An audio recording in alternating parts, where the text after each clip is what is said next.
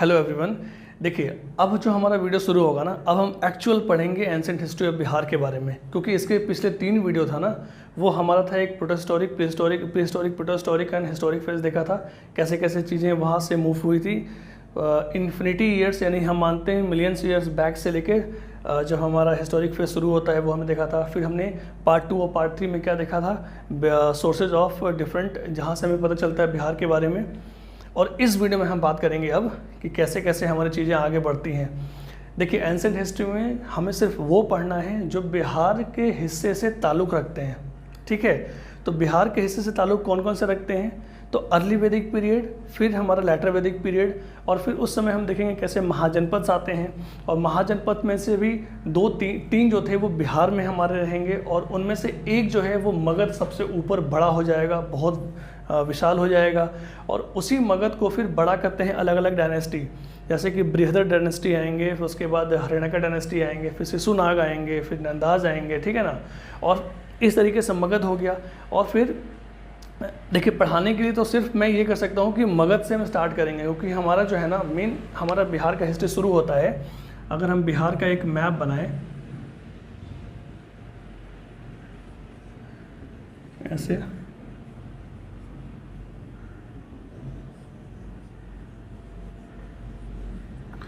ये अगर हम एक रफ डायग्राम बना लें बिहार का, अगर हम ये बिहार का रफ डायग्राम बना लें, तो हमें जो पढ़ना है मेन महाजनपदाज पीरियड से आगे क्या क्या हुआ था।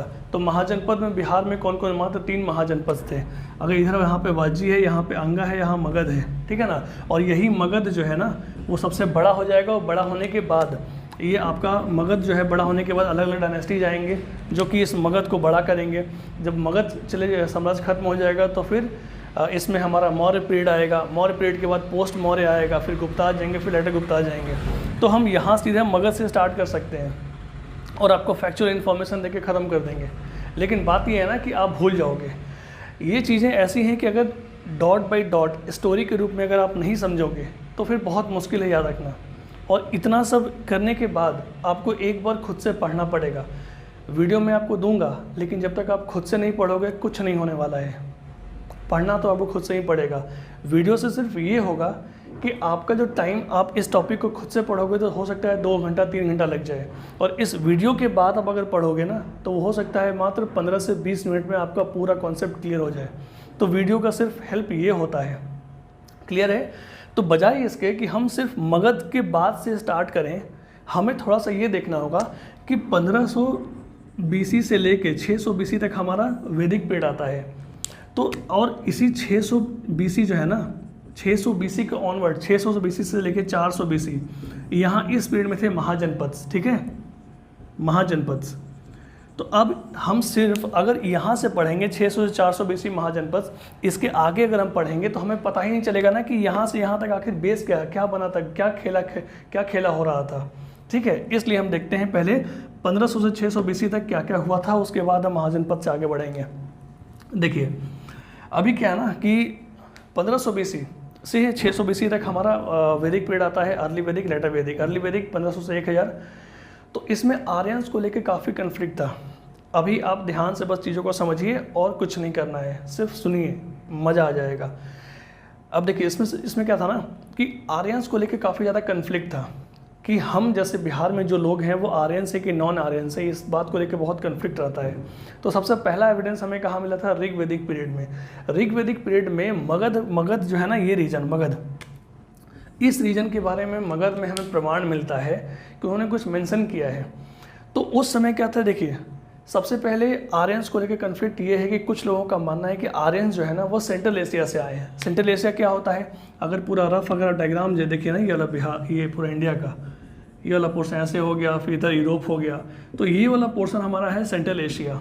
तो कुछ हिस्टोरियन के मुताबिक आर्यन जो है ना वो सेंट्रल एशिया से आए हैं, और कुछ के मुताबिक आर्यन जो है वो आर्कटिक, यहाँ पे आर्कटिक है, इस जगह से यहाँ पे आए हैं, इंडिया में आए हैं। क्लियर है?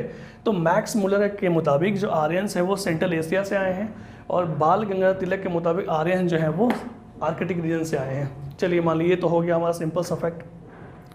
अब हुआ ये कि ऋग्वैदिक पीरियड में ये प्रमाण मिला कि जो सप्त सिंधवा, उस समय एक रीजन था पंजाब हरियाणा, ये अगर हम इंडिया का मैप बना लें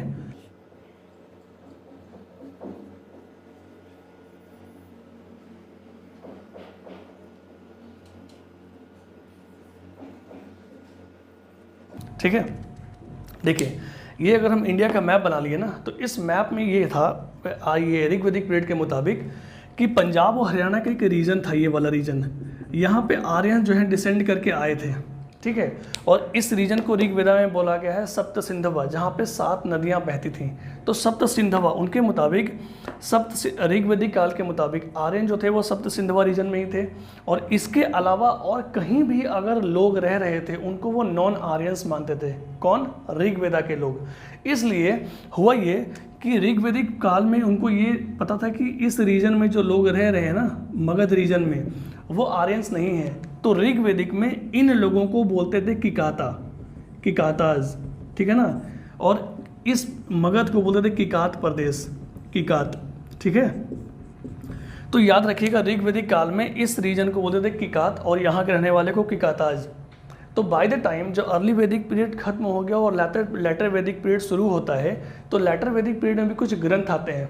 वो ग्रंथ थे अथर्ववेदा, फिर उसके बाद हमारा हो गया पुराणाज, अरण्यकाज, फिर अंगाज, उपनिषद, अलग अलग चीज़, ठीक है ना। तो उसमें ये मेंशन था, जैसे कि हमारा लेटर वैदिक पीरियड, ये अर्ली वैदिक पीरियड की बात है। लेटर वैदिक पीरियड आता है तो लेटर वैदिक पीरियड में अथर्ववेद है ना, अथर्ववेद कहता है कि मगध में जो है ना कुछ लोग तो रह रहे हैं, अब वो आर्यंस तो नहीं है, ये उन्होंने बोला, ठीक है। अब उन्होंने क्या बोला कि अथर्ववेद के मुताबिक कि इस रीजन में जो मगध में जो लोग रह रहे हैं ना, इनको उन्होंने बोला है वृत्याज, ठीक है ना, वृत्याज बोला है, वृत्याज, क्लियर है। अब ये वृत्याज हो गया। अब इसमें देखिए ऋग्वेदिक काल में इन लोगों को जो नॉन आर्यंस थे उनको काफ़ी ज़्यादा हीन भावना से देखते थे ऋग्वेदा में। क्यों? उसका रीज़न ये था कि ऋग्वेदिक काल में आर्यंस कुछ रिचुअल्स एंड सेक्रीफाइस करते थे जो कि नॉन आर्यंस नहीं करते थे। जैसे कि ऋग्वेदिक काल में आर्यंस यज्ञ करते थे, कुछ याजना, उसको बोलते थे याजनाज, और भी सेक्रीफाइशियल फायर्स हो गया, सेरेमोनीज हो गया, वो करते थे। तो ये सब चीज़ यहाँ के लोग नहीं करते थे, इसलिए ऋग्वेदिक काल में मगध के लोगों को हीन भावना से देखने का देखा जाता था। ऐसा हमने उस टेक्स्ट से हमें एविडेंस मिला है। लेकिन लेटर वैदिक पीरियड में ऐसा नहीं था। अथर्ववेद कहा कि यहाँ के लोग वृत्याज हैं, और एक और टेक्स्ट था पंचविंसा ब्राह्मणा, पंचविंसा विमाना ब्राह्मणा, इस रीजन को बोला गया वृत्याज उनके मुताबिक। ये तो बात हुआ हमारा वैदिक पीरियड का। अब जब वैदिक पीरियड हमारा एंड होने लगा ना, लेटर वैदिक पीरियड 600 BC के हम जब करीब आने लगे, उस समय ही एक और हमारा एक टेक्स्ट आता है सतपथ ब्राह्मण। सतपथ ब्राह्मण जो है वो कहता है कि आर्यंस जो है ना वो इस रीजन से होके वो आए हैं नॉर्थ बिहार रीजन में, क्लियर है। उसके मुताबिक लोग यहाँ पे आए हैं, इस रीजन में आए हैं, मगध वाले रीजन में। अब इस रीजन को थोड़ा सा हम बड़ा करके ये बनाते हैं बिहार वाला रीजन, ठीक है।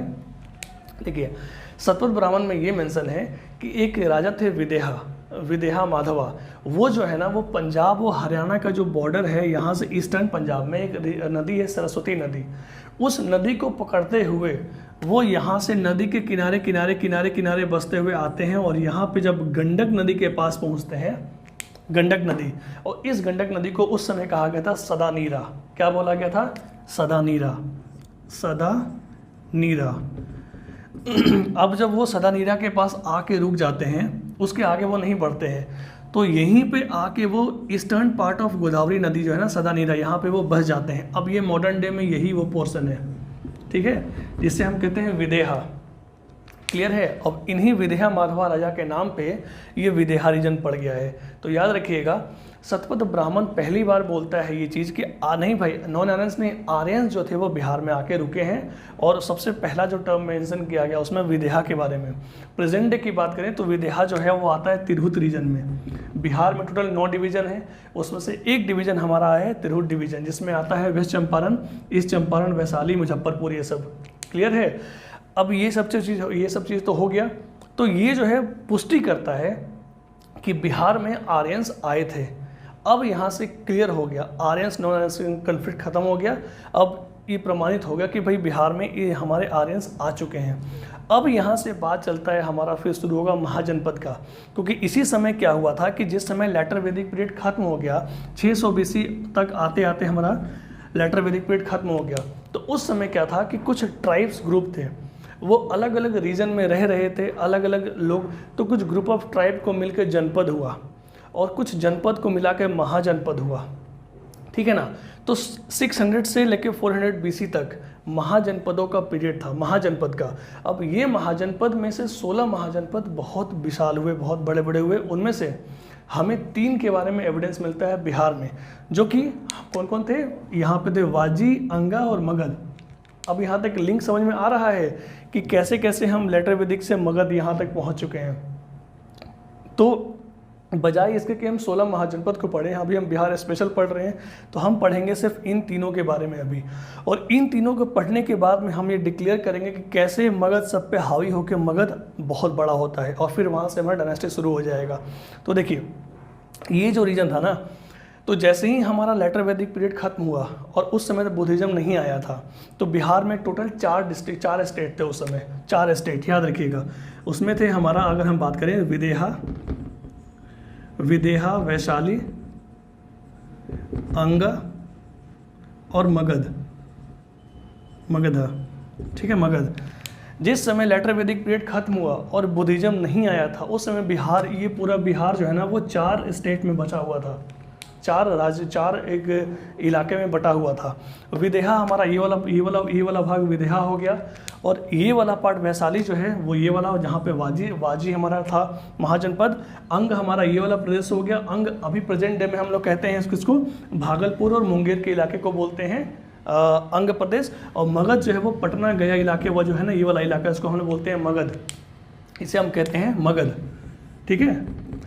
अब इसी में क्या होता है कि ये जो विदेहा है ना, ये विदेहा का फाउंडर थे इस्क्वासु के बेटे थे निमि विदेहा।